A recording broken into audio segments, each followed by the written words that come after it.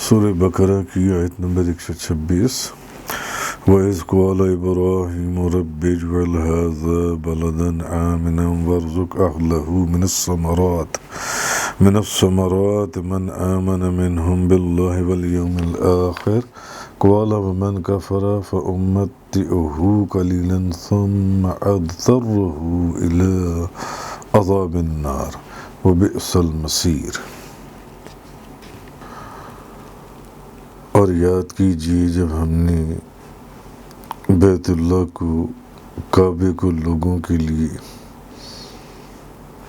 امن کی جگہ بنا دیا۔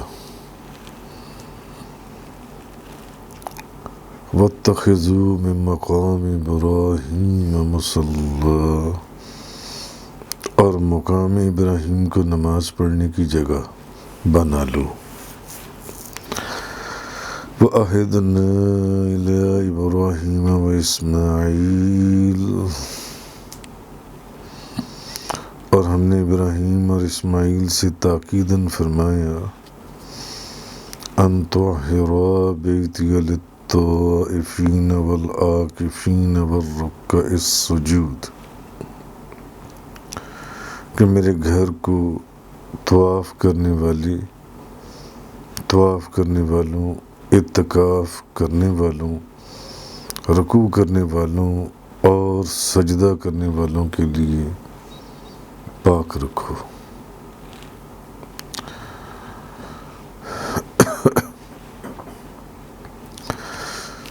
وَإِذْ جَعَلْنَا الْبَيْتَ مَثَابَةً لِلنَّاسِ وَأَمْنًا،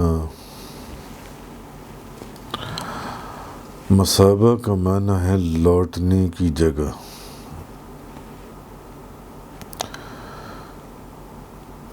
کیونکہ جو شخص بھی بیت اللہ سے واپس جاتا ہے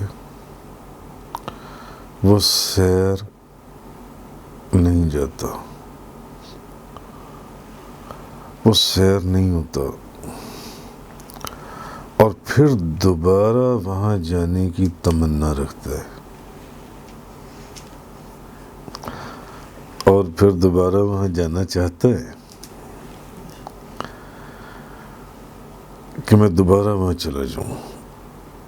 کعبۃ اللہ جگہ ایسی ہے، مقام ایسا ہے۔ اور ایک معنی اس کے یہ بھی بیان کیے گئے کہ اجر اور ثواب کی جگہ،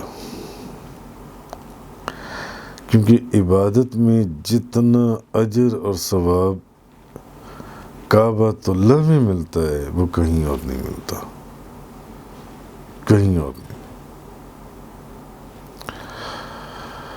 تو امن کی جگہ یہ بیت اللہ کی صفت ہے، لیکن اس سے مراد پورا حرم ہے،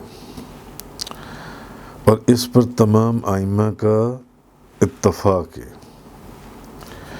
کہ کعبے میں کسی پر حد نہیں جاری کی جائے گی، کعبے کے اندر کسی پر حد نہیں جاری کی جائے گی، لیکن باقی حرم میں بھی حد جاری کی جائے گی یا نہیں، اس میں ائمہ کا اختلاف ہے۔ کعبۃ اللہ بھی تو حرم کے اندر ہی ہے نا، مگر اس کے اوپر تو اتفاق ہے کہ کعبہ شریف کے اندر کسی پر حد جاری نہیں کی جائے گی، لیکن باقی حرم میں حد جاری کی جائے گی یا نہیں، اس سوال میں مختلف رائے پائی جاتی ہیں علماء کی اور ائمہ کی جنسی، اس میں ائمہ کا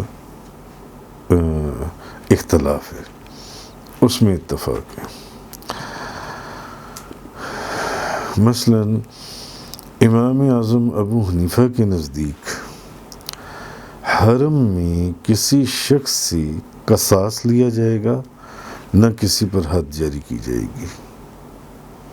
حرم کے اندر امام اعظم ابو حنیفہ کے نزدیک حرم کے اندر نہ کسی سے قصاص لیا جائے گا، نہ کسی پر حد جاری کی جائے گی۔ تو اب اگر کسی مجرم نے حرم کے اندر آ کر پناہ لے لی، پھر اگر کسی مجرم نے حرم میں پناہ لے لی